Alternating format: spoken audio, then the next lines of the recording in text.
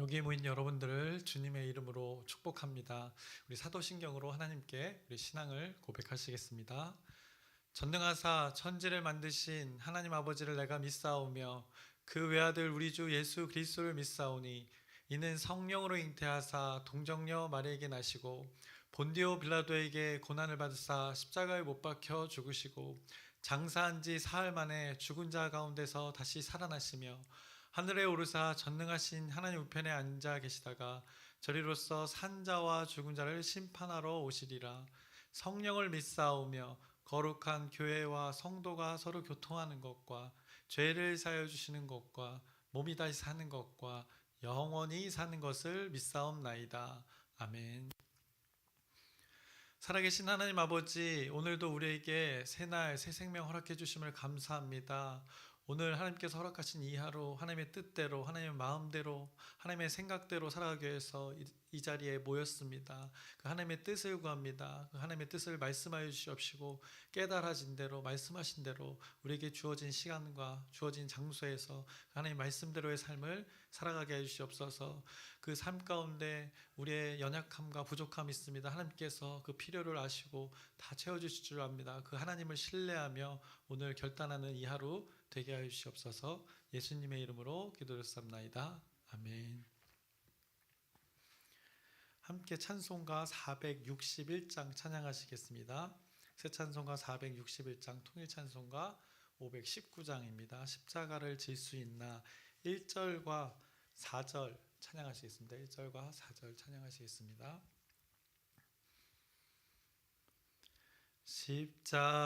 십자가를 질 수 있나 주가 물어보실 때 죽기까지 따르오리. 성도 대답하였다.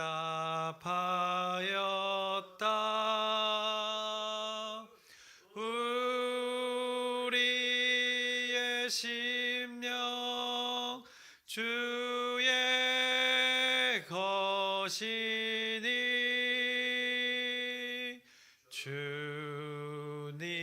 주님의 형상 만드소서. 주 인도 따라 살아갈 동안 사랑과 충성을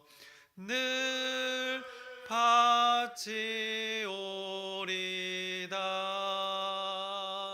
이런 일 다 할 수 있나 주가 물어보실 때 용감한 자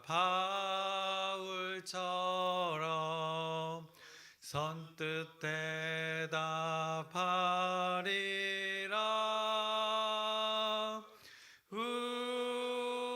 우리의 심령 주의 것이니 주님의 형상 만드소서. 주 인도 따라 살아갈 동안 사랑과 충성을 바치오리다.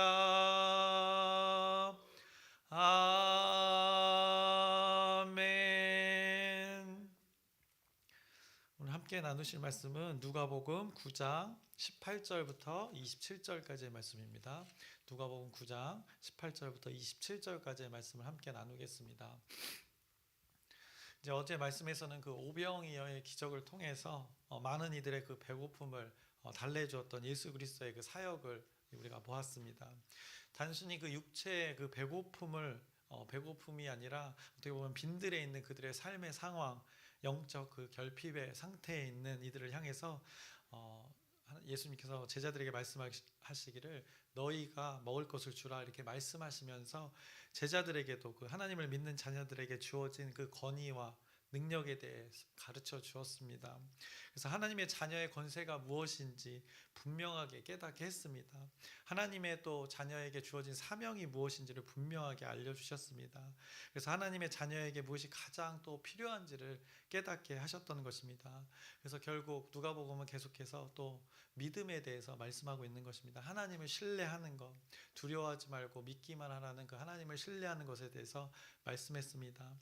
그래서 이 하나님의 신뢰를 바탕으로 영적 그 결핍이 있는 자들에게 이 생명이 되는 그 하나님의 나라를 전파하는 것이 이 구별된 자들의 몫임을 이렇게 깨닫게 하셨습니다. 깨닫게 하시고 그리고 말씀으로 이렇게 역사하셔서 풍성히 공급해 주어서 빈들에 있는 그들에게 생명이 되는 일들을 직접적으로 보여주신 것입니다. 이런 예수님의 그 생애 가운데 예수님께서는 이 많은 무리들과 함께 하셨습니다. 무리들이 따라다녔습니다. 또 이 제자들 가운데 예수님께서 그 사역을 감당하시고 늘 예수님께서 하셨던 것이 있습니다. 그것이 바로 기도였습니다. 예수님께서는 늘 이 사역 가운데 구별되어서 기도하셨습니다. 제자들도 마찬가지였습니다. 이제 예수님을 따르기로 한 이후로 예수님 곁을 졸졸 이렇게 따라다니면서 예수님의 삶 전체를 이렇게 컨트롤 C, 컨트롤 V 그 한글 그 작업 가운데 이렇게 복사해서 붙여넣기의 그 작업을 계속 그 예수님의 제자들이 예수님의 삶을 그렇게 하고 복사해서 붙여넣기를 하고 있었던 것입니다.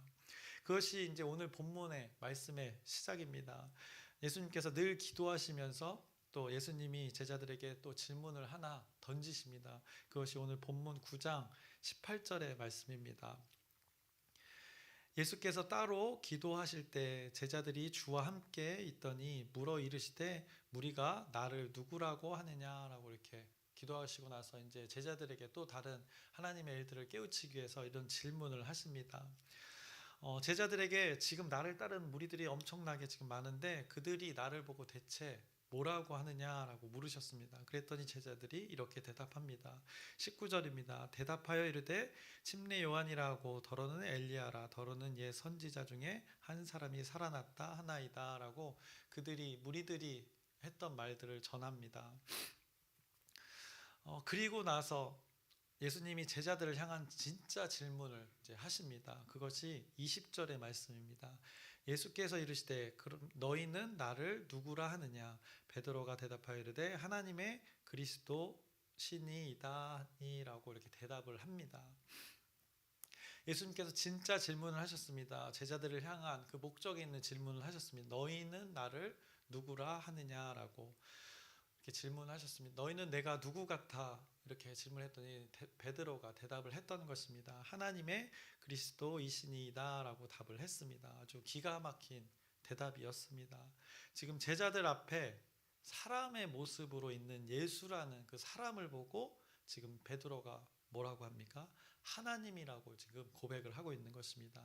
하나님이라고 하고 있고 그 존재를 향해서 그 그리스도의 역할을 감당하는 어떤 사람이 아니라 하나님이라고 지금 그가 고백하고 있는 것입니다. 하나님의 그리스도라고 이렇게 대답을 했습니다.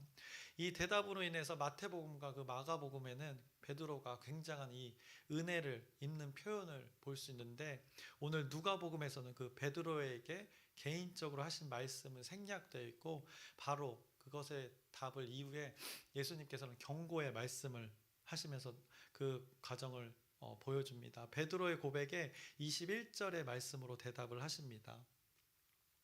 경고하사 이 말을 아무에게도 이르지 말라 명하시고 라고 말씀하십니다. 그 천국의 열쇠 이 내용들은 생략되어지고 누가복음에서는 바로 이 경고의 권면으로 들어갑니다. 지금 성경이 말씀하고 있는 것이 무엇인가 우리는 잘 깨달아야 됩니다. 바로 제자들이 그 예수님의 정체성에 대해서 깨달아가고 있음을 누가복음은 지금 전하고 있는 것입니다. 하나님을 믿고 따르는 자들의 변화를 말씀해주고 있는 것입니다. 무리가 있었고 그 가운데 구별되어진 그 제자들이 있다는 것, 그 제자들에게 이런 질문을 던짐으로써 예수님의 정체성과 더불어 제자들의 정체성이 무엇인지를 깨닫게 하는 것입니다. 그래서 예수님의 그리스도의 사역이, 예수님이라는 사람이 그리스도의 사역을 감당하는 그 직분을 감당하고 있었을 때, 처음 시작했을 때 많은 무리가 모였습니다. 그 무리 중에 제자들을 부르시고 이제 제자들이 구별된 그 하나님의 자녀들이 되었는데, 그 예수님의 사역을 예수님께서 하시는 그 과정 속에 그 제자들이 깨달아 가면서 자신과 함께하는, 자신들이 따르고 있는 그 존재의 정체성이 무엇인지를 분명히 알고 있음을 누가가 지금 전하고 있는 것입니다. 그런데 이런 놀라운 깨달음이 있는 제자들을 향해서 예수님께서는 베드로의 멋진 고백 뒤에 쉿 하면서 조용히 하라 말씀하시는 것입니다. 아무에게도 지금은 내가 그리스도인 것을 알리지 말라고 권면의 말씀을 하십니다. 그리고는 예수님이 스스로 감당하실 사역에 대해서 말씀하십니다. 왜 지금은 널리 알리지 않는가? 먼저 너희들이 깨달아야 될 것이 있다고 말씀하시는 것입니다. 그러면서 22절에 이렇게 말씀하십니다. 이르시되 인자가 많은 고난을 받고 장로들과 대제사장들과 서기관들에게 버림받아 죽임을 당하고 제3일에 살아나야 하리라 하시고 라고 말씀하십니다. 앞서 예수님께서 이렇게 하신 이유가 여기에 있습니다. 내가 너희들의 구원자가 된다는 것을 분명히 이제 알게 되었는데, 내가 너희들의 그 구원자, 그리고 세상을 구원자임을, 내가 그리스도임을 너희들이 잘 깨달았는데, 내가 어떤 방식으로, 어떤 섭리로 이 그리스도의 직분을 감당할 것인 줄 아니라고 이렇게 이 22절의 답으로 말씀해 주는 것입니다. 바로 나는 이렇게 감당할 거야 라고 잘 들어봐 하시면서 방금 읽었던 22절의 말씀을 하신 것입니다. 22절의 말씀을 자세히 보시면 어떤 방식입니까? 많은 고난을 받고 라고 말씀하십니다. 버림받아 죽임을 당하고, 이것이 이런 고난의 방식으로 자신의 예수 그리스도의 직분을 감당하면서 이 사역의 열매를 맺겠다고 지금 예수님께서 제자들에게 알려주시는 것입니다. 그래서 세상의 방식과는 다른 것을 분명하게 예수님께서 제자들에게 말씀하고 계시는 것입니다. 그러면서 예수님께서는 자신을 따르는 무리에서 이 구별된 제자들을 향해서 그 예수를 신뢰하며 예수를 그리스도로 믿는다는 것의 삶이 무엇인지를 이렇게 분명하게 다시 한번 또 가르쳐 주십니다. 자신의 정체성, 예수님께서는 자신의 삶의 방식 이렇게 감당할 것을 말씀하시고 나서 이렇게 또 말씀하십니다. 23절부터 27절의 말씀입니다. 또 무리에게 이르시되 아무든지 나를 따라오려거든 자기를 부인하고 날마다 제 십자가를 지고 나를 따를 것이니라. 누구든지 제 목숨을 구원하고자 하면 잃을 것이요 누구든지 나를 위하여 제 목숨을 잃으면 구원하리라. 사람이 만일 온 천하를 얻고도 자기를 잃든지 빼앗기든지 하면 무엇이 유익하리요? 누구든지 나와 내 말을 부끄러워하면 인자도 자기와 아버지와 거룩한 천사들의 영광으로 올 때 그 사람을 부끄러워하리라. 내가 참으로 너희에게 이르노니 여기 서 있는 사람 중에 죽기 전에 하나님의 나라를 볼 자들도 있느니라 라고 이렇게 말씀하십니다. 이 구절을 우리는 보통 이제 제자도라고 합니다. 제자도. 주님을 따르는 자들의 삶이 어떠해야 되는지를 말씀하십니다. 아무든지 나를 따라오려거든 자기를 부인하고 날마다 제 십자가, 자기의 십자가를 지고 예수님을 따르라 말씀하십니다. 이것을 다시 표현하면서 누구든 자기의 목숨을 구원하고자 하면 잃을 것이라고 말씀하십니다.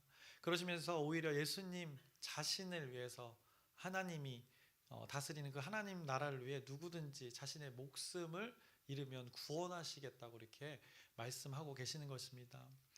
이 말씀에 대해서 우리나라의 그 1592년에 임진왜란 때 이순신 장군도 이것의 말씀에 대해서 알고 있었습니다. 이순신 장군이 명량 앞바다에서 그 왜군과 싸울 때 했던 말입니다. 그래서 필사즉생, 필생즉사.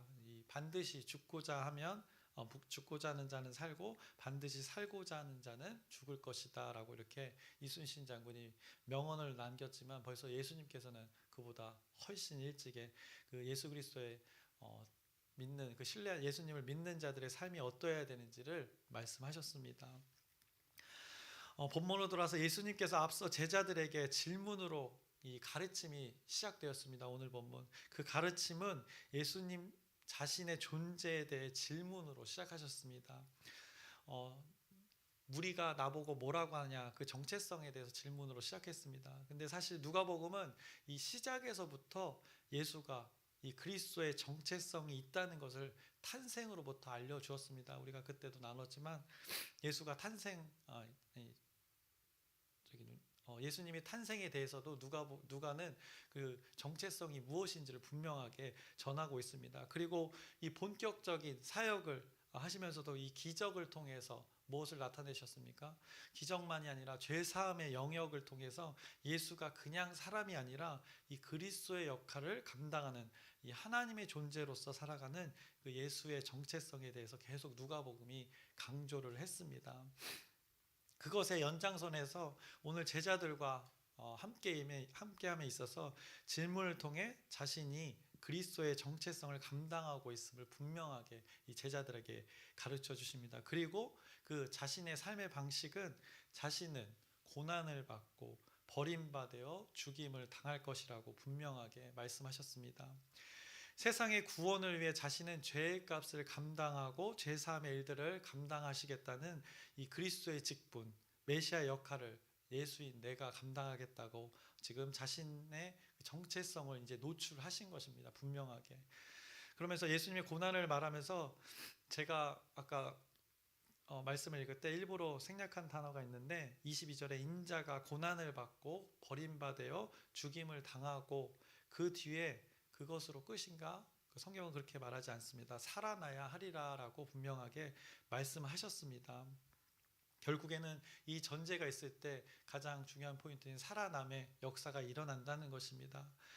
예수님의 존재가 여러 고난을 통해 결국에 어떻게 되는 것? 오히려 살아나는 것을 놀라운 그리스도의 직분의 방식을 지금 제자들에게 말씀하신 것입니다. 그리고는 더 구체적으로 말씀하신 것이 바로 23절의 말씀이었던 것입니다. 본인의 사역을 이렇게 말씀하시고 그것과 동일한 그 제자들의 삶의 방식이 어떠해야 되는지를 말씀해 주고 계시는 것입니다.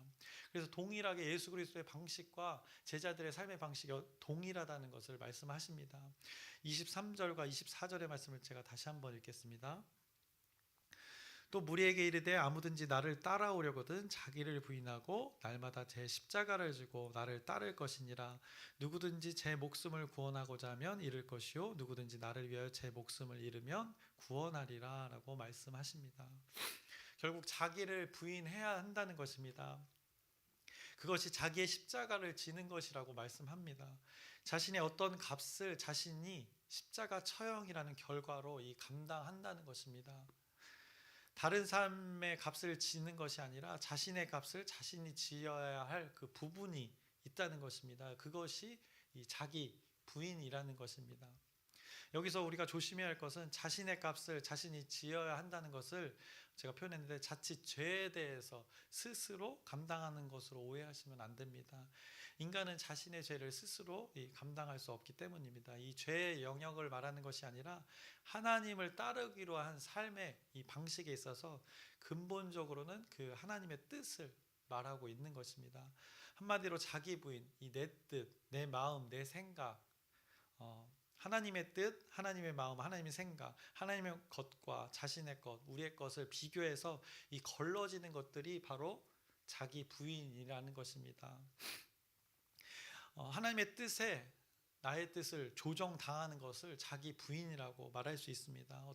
지금 조정이라고 표현했는데 로봇처럼 조정당하는 것이 아니라 이 피아노의 조율처럼 온전한 소리에 이룰 수 있도록 조정을 당하는 것을 아름다운 소리가 날 수 있도록 조율을 당하는 것을 이 자기 부인이라고 할 수 있습니다.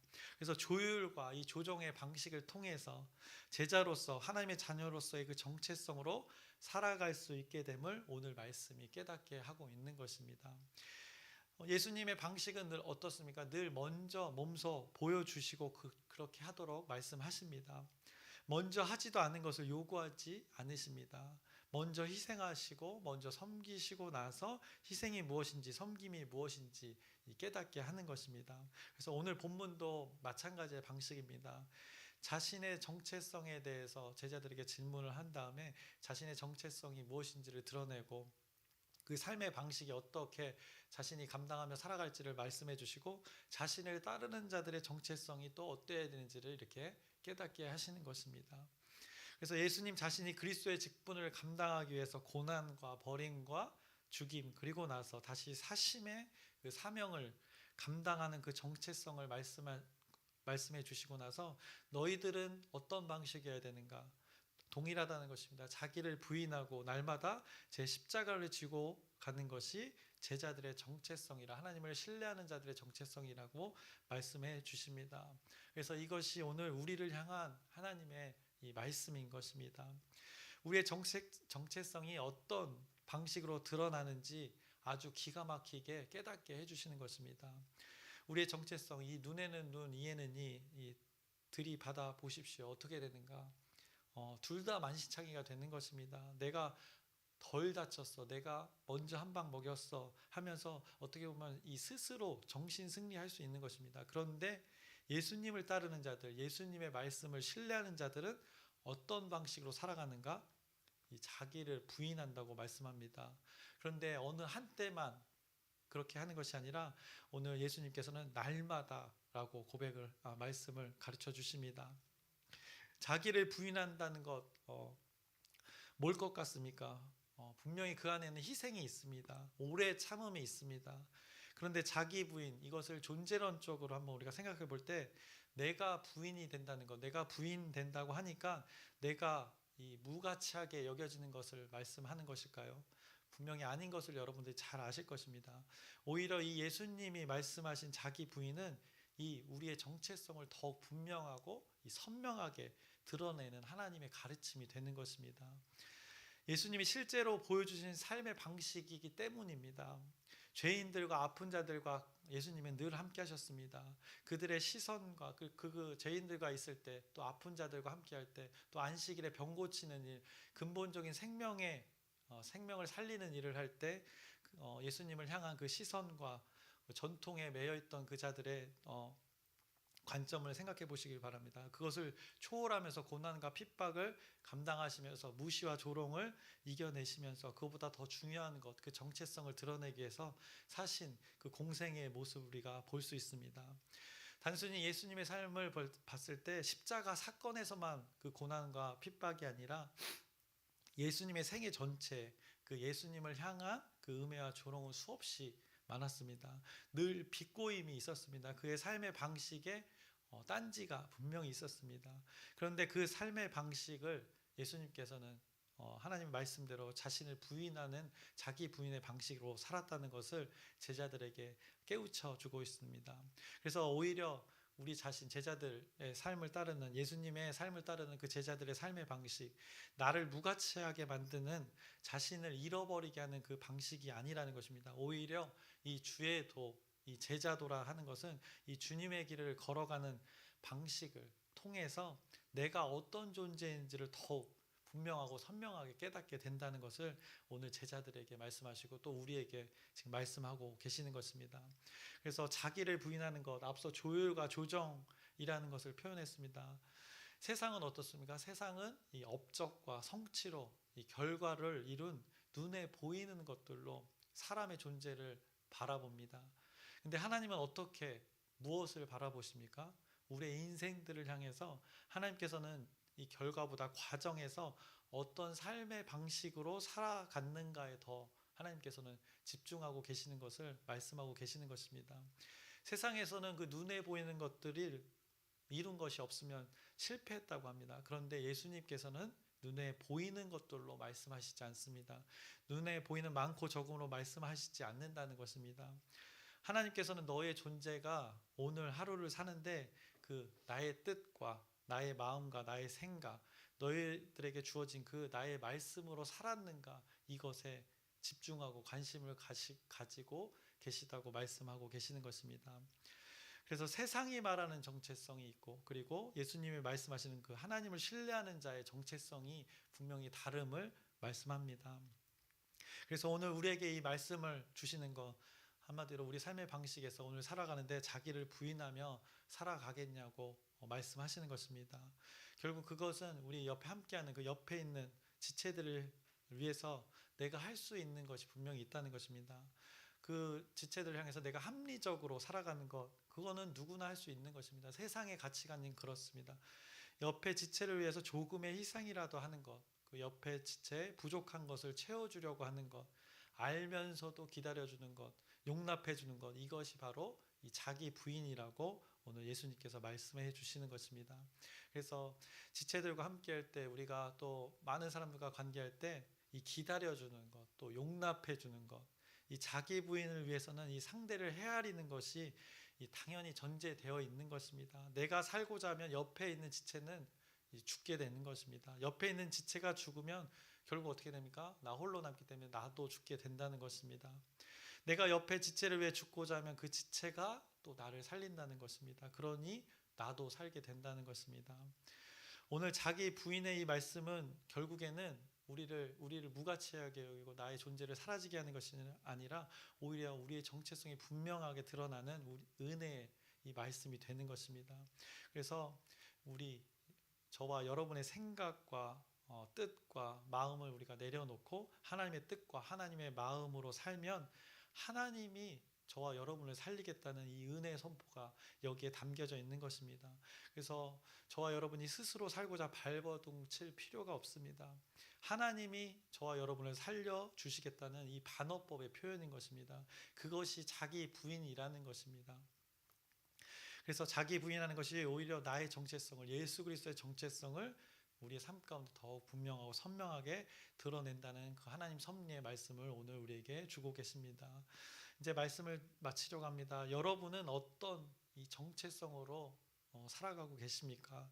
자기 부인의 삶을 통해 예수 그리스도의 정체성이 정말 저와 여러분의 삶 가운데 나타나고 있는지 한번 질문해 보시길 바랍니다. 이것이 인생의 어느 한 시절이 아니라, 한때가 아니라 오늘 예수님께서는 날마다라고 이것을 말씀하고 계십니다. 여러분들이 오늘 이 하나님의 말씀, 자기 부인을 통해서 하나님 안에서의 그 참된 이 정체성을 한번 여러분들이 발견해 보시길 소망합니다. 결국 자기 부인이라는 것은 나를 억압하는 것이 아니라 오히려 하나님께서 원래 그 디자인하신 대로, 창조대로 회복하는 놀라운 그 정체성의 회복의 시간이 되는 것임을 깨우쳐 주십니다. 그래서 살아오면서 그 세상의 가르침과 세상의 경험들을 통해서 내가 주인 되었던 것을 부인함으로써 오히려 이 하나님의 참된 정체성을 드러낼 수 있는 유일한 삶의 방식이 무엇인지를 깨닫게 하시는 것입니다. 그래서 예수님께서는 이렇게 살라 우리에게 말씀하셨습니다. 22절에 고난을 받는 것, 또 버림받는 것, 죽임을 당하는 것, 이런 삶의 방식 뒤에 무엇으로 열매를 맺는가? 제3일에 살아나게 된다는 것입니다. 생명을 오히려 얻게 된다는 것입니다. 예수님과 나의 자아가 죽을 때, 이것이 있을 때 진정한 생명이 주어진다는 것을 이 하나님 나라의 방식의 삶을 알려주고 계십니다. 오늘의 그래서 삶도 여러분이 날마다라는 그 예수님의 말처럼 나를 부인하고 하나님의 말씀으로 여러분들이 살아내서 하나님의 자녀의 정체성이 드러나는 오늘 귀한 하루 되시기를 주님의 이름으로 축원합니다. 기도하겠습니다. 살아계신 하나님 아버지, 오늘도 우리에게 주신 하나님의 말씀을 붙듭니다. 자기 부인을 말씀하셨습니다. 쉽지 않습니다. 우리의 십자가를 진다는 것 어렵습니다. 그럼에도 그것의 열매는 우리가 사는 것입니다. 하나님께서 말씀하신 그 방법이 있습니다. 이 땅의 삶의 방식이 있습니다. 하나님 나라의 가치관이 이것이라고 깨우쳐 주십니다. 오늘 우리에게 주어진 시간과 장소에서 이 하나님의 삶의 방식대로, 하나님이 말씀하신 대로 살아가게 하시옵소서. 오늘 이 기도의 시간이 그것을 결단하고 또 그렇게 살아내는 귀한 하나님의 뜻이 이루어지는 귀한 시간 되게 하여 주옵소서. 예수님의 이름으로 기도드렸사옵나이다. 아멘. 하늘에 계신 우리 아버지여, 이름이 거룩히 여김을 받으시오며 나라의 마옵시며 뜻이 하늘에서 이루어진 것 같이 땅에서도 이루어지이다. 오늘날 우리에게 일용할 양식을 주옵시고 우리가 우리에게 죄진 자를 사하여 준 것 같이 우리의 죄를 사하여 주옵시고 우리를 시험에 들게 하지 마옵시고 다만 악에서 구하옵소서. 나라와 권세와 영광이 아버지께 영원히 있사옵나이다. 아멘. 우리 기도 제목 나누고 함께 기도하겠습니다. 우리 돌아오는 주일에 아주 중요한 우리 또 결단의 시간이십니다. 전도를 위한 그 헌신을 하는 마음의 고백이 있는 시간입니다. 우리가 기도로 이 하나님 앞에 이 결단이 잘 이루어질 수 있도록 여러분의 기도 부탁드립니다. 또 아프신 분들 있습니다. 그 하나님의 치유가 우리 공동체 지체들 가운데 있기를 소망하면서 여러분의 진실된 기도 부탁드립니다. 그리고 오늘 말씀을 붙들고 우리의 정체성이 무엇인지를 분명하게 말씀해 주십니다. 쉽지 않지만 우리가 그렇게 따르기로 결단한 무리들입니다. 그것 가운데 하나님께서 도우실 것이고 또 그렇게 이뤄내실 것이니까 그 하나님을 신뢰하면서 두려워하지 말고 두려움보다 그 하나님의 일하심을 신뢰하면서 우리 오늘 하나님께 주여 크게 한번 부르짖고 함께 기도하시겠습니다. 주여!